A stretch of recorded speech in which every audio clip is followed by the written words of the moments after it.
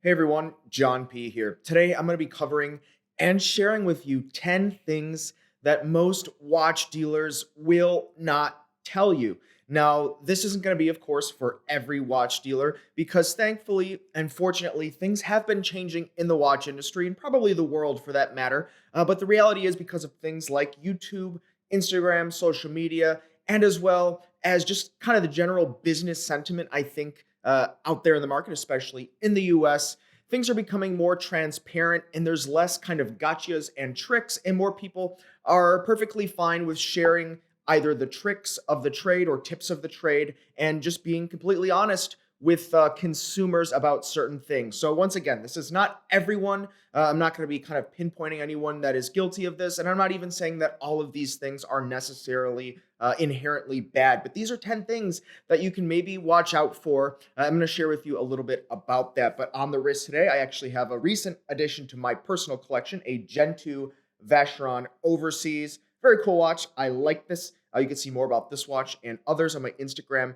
The Real John P. As well, you can go to delraywatch.com where we buy, sell, trade. So many cool watches for you to check out. And I think there's a an older inventory blowout sale. I know Federico got very trigger happy with deciding what to put on sale, so make sure to check out that section. So the first thing you're probably not going to hear a dealer tell you, but you might, is that right now dealers are not that eager to stock either Rolex as well as Patek Philippe. Now let me follow this up because there's going to be the guys in the comments. Well, I this and that. Let me elaborate. This was a brand, both of these brands that are considered blue chip brands, but during kind of the peak during COVID here, they had values that were astronomical compared to the retails. We all know this, but things have changed, things have come back down, and they're no longer really considered, at least in the dealer circle, to be ultra desirable, except for at a much lower price than they were. So the days of getting a dealer to overpay just because the dealer really wanted to have that in-demand watch in stock are just not there, unfortunately, for collectors or those that are looking to flip the watch. Now, many watches you can still sell for over retail, but you're not going to get a dealer to bite off on a price that you would have perhaps a year ago, 2 years ago, 3 years ago, any longer, because they are not selling as quickly any longer, especially at elevated prices. So this is something to take into consideration if you're looking to sell either a Rolex or Patek Philippe, depending on the model in reference. The dealer may not be as likely as they would have been perhaps a year ago at stocking the same piece. Now, next, that takes us into whether or not the dealer even has the watch in stock. Now, many newer dealers, as well as marketplace dealers, dealers that sell pretty much exclusively on third-party marketplaces, they may not even have the watch. So, if you ask them if they have the watch in stock, because many collectors and consumers, they have kind of caught on to this cross-posting trend where, maybe more junior traders or people that want to become a dealer, they'll, go take a picture somewhere, or they'll use someone else's photos, bump up the price a little bit, or kind of figure they have a little wiggle room to negotiate.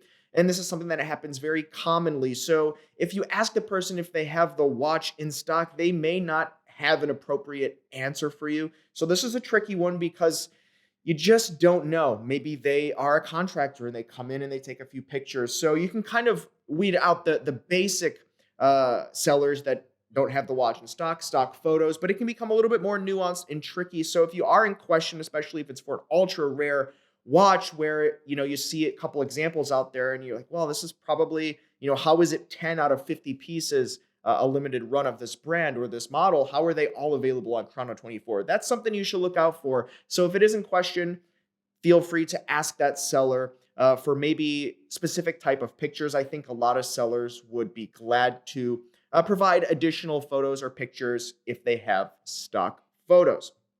Next, most dealers or dealers that have been around for a while, unless they know for sure that the watch has not been, are hesitant to tell you if the watch has been polished. Now, for certain Rolex watches, especially Rolex watches that have really crisp chamfers and the watch has really not been worn, that can be an easy no-brainer. Hey, it's an unpolished watch. But when you start getting into models and references where, maybe you don't have chamfers or the angles or the lugs, it can be a little bit more difficult to determine maybe for sure without question if the watch has been polished. So likely you'll see terminology thrown around out there where a dealer may say appears to be unpolished. That's something that I think is more than fair and reasonable, especially if you start getting into watches and models where there's not as much focus on whether or not the watch is unpolished. If you get into something like maybe an Omega, it can be difficult. Maybe the watch was even slightly polished. So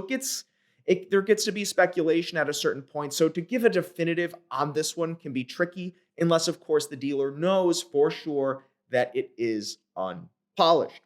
Next, if they're an enthusiast. Now, many people get into becoming a watch dealer because they are an enthusiast. They like watches for some reason. But because of this kind of explosion of new watch collectors, you have many more watch dealers and big box shop watch dealers where they have to hire many people. Some of these watch dealers that are out there, the different marketplaces as well, they have hundreds of employees. And generally, if someone is a watch enthusiast, it has to come with a certain level of interest, right? You have to like the watch, but to be an employee at a watch company, you don't necessarily have to be an enthusiast. So probably it's more likely the smaller the dealership, I guess you'd call it, or company that trades watches, the more likely the person there is in some relation to the owner or the perhaps collector that started the company. So if someone says they love watches and things like that, oftentimes that's a really great sign because they're more likely to know what other collectors want.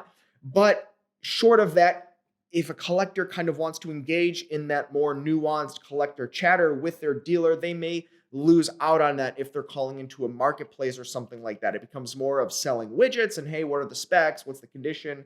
And less of what do you think about this watch personally and how does this compare to other luxury watches out there? So dealers, they may not tell you if they actually are an enthusiast. Rolling on full links. It can be difficult to know if the watch is fully linked.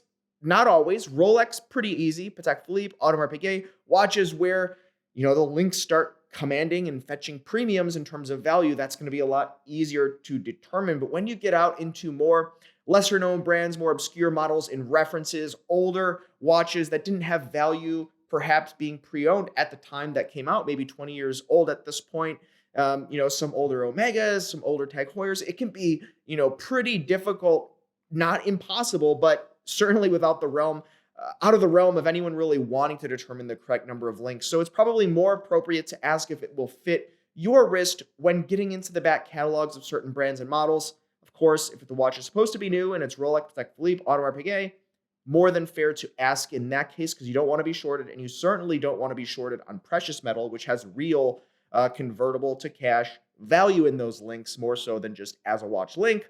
But it can be very difficult. So a lot of dealers outside of those three brands I mentioned will be very cautious in determining if it has the total links it was sold with. Hard to know, especially when there wasn't much focus on it in the past.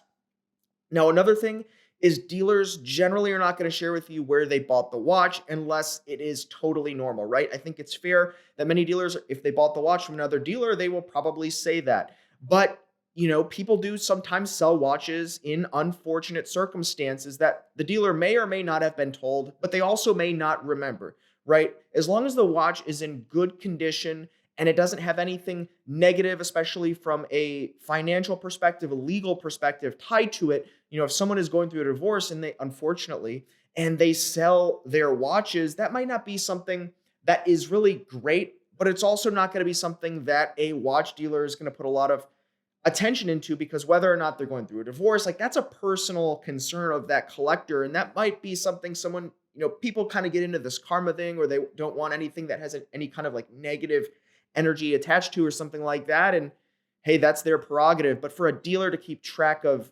exactly the life circumstance of the person that's trading in their watch, that's just not something that's generally done. So people ask this question, but I really think it's probably more valid to just want to trust the dealer in determining, hey, is this, a sound watch that can be purchased running, keep taking into the future.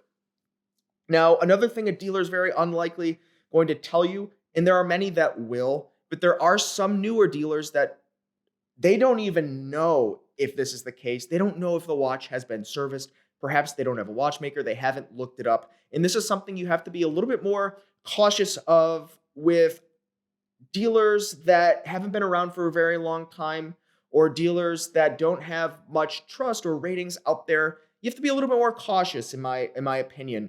And people spring up new watch trading websites all the time. And so this is something you have to really take into consideration is not all watch dealers are putting in the attention to determine, hey, are the oil patterns still good? Is this watch a recently serviced watch? If not, did they put it through the service or do they just sell stuff and see what happens? Is it going to come back? Something that you kind of have to do your own little detective work and get a feel for the overall picture of the dealer you're working with, and less so about the inventory piece specifically, just because there's so many nuances involved.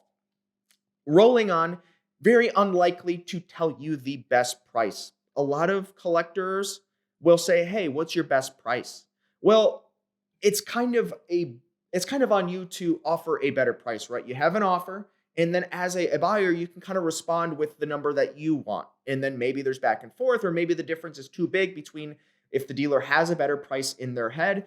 But a lot of times, depending on the watch, and especially with the internet, places like Chrono24, eBay, marketplaces, everyone can view every watch for sale among every dealer. And so it is very price competitive. So to ask for a better price, if a dealer's not posting their best price, they're either doing business in a bit of an antiquated way, or maybe they really are not pressured to move their inventory. Maybe they are in other lines of business as well. So the best price conversation, I really don't see going very far. Occasionally with the old school guys, yeah, maybe because they never change, they never modernize the internet. They know the internet's there, but to them it's almost like a moving picture. It's not really, it's not really the connection of how it connects people in the world. It maybe doesn't click with some people. Understandably, if you didn't grow up with it, that could happen, but not for everyone. Many people are sharp, and the ones that are, they understand there's competition in pricing. So to have a price that's 15% higher than everyone, that doesn't make sense if it's unwarranted on the spec. So asking for a best price, I just don't see that ever really being productive from any dealer under really any circumstance. Maybe if it's one piece that exists, super rare, special piece, they have the only one in the world, maybe that's the case. Another thing, dealers are unlikely to tell you if they have multiples in stock. If they have multiples in stock of the same watch, similar condition, same provenance, box of papers, all that stuff, pretty unlikely from their perspective to tell you if they have more, because then that kind of gives the buyer the sense, or the lack of urgency rather. It only takes away from the process, right? And then it starts becoming a comparison, not only in any kind of perceived negotiation that may happen, but also just in how hot or desirable that watch may be. When, of course, it might just be that the dealer is still processing them in the back, or maybe they have one with their watchmaker, a whole number of things. So sometimes collectors will say, "Hey, how many of these do you have in stock?" And unless they're looking for multiples, it kind of just gets into this kind of a strange, I think, toxic negotiation thing where you have someone that wants to beat on you and find the absolute rock bottom price. And I can't knock them for trying. I can't hold that against anyone for wanting to find the absolute best price. But I think today a lot of dealers, they want to have a long-term relationship with their collectors. They want to be able to deliver a better experience because they want everyone to be happy. And if it only becomes about offering the absolute lowest price, private collectors are going to be able to do that and beat that every single day of the week, because private collectors don't have any level of overhead, so they can sell the watch for less without any overhead. It's something that we've been really cognizant of from day one at Delray Watch, kind of limiting the overhead when possible, not giving more frills or thrills than collectors are expecting, because we do recognize, like ourselves, like, hey, there is something to be said about getting a good value on watches when things can be a little bit unpredictable with market conditions. Now, last, how long the watch has been in stock. Many people keep track of this actually. It's kind of surprising. I'm impressed sometimes. I'll go through some of the emails. I don't handle the sales at Delray Watch. We've kind of built out a team here. But I will go through some of the emails and kind of just get a feel for some of the sentiments in people that are either buying or selling. And something I've noticed is people are keeping track of how many days sometimes watches have been in stock. It's almost like they'll go to the website, They'll see when the watch is posted and they know they want it, but they will wait till the watch is like 90 days in stock, 100 days in stock, and they'll give a pretty accurate number of days. And I've looked at an email or two that say, hey, you guys have had this watch in stock for X number of days. Are you ready to move it yet? And I find that pretty impressive that someone is that dedicated to that level to be tracking the aging on our inventory so that they can get a better price later. Pretty impressive. I can't remember actually how any of these deals ended up, if we were incentivized to move it or not. But when I see that, I'm like, wow, there are people out there paying that level of attention. Pretty cool to see. But dealers are really unlikely to share that for the obvious reasons, much like some of the points I mentioned earlier. So, guys, what do you think? I know many of you have many experiences collecting, trading, buying, selling. Is there anything maybe that I didn't share with you, or anything maybe that you would like to know about working in the watch industry, being a watch dealer, trading watches, kind of how that all works? I'd love to give it to you straight. Please ask in the questions down below, and we'll see you next time. You've been chatting with John P.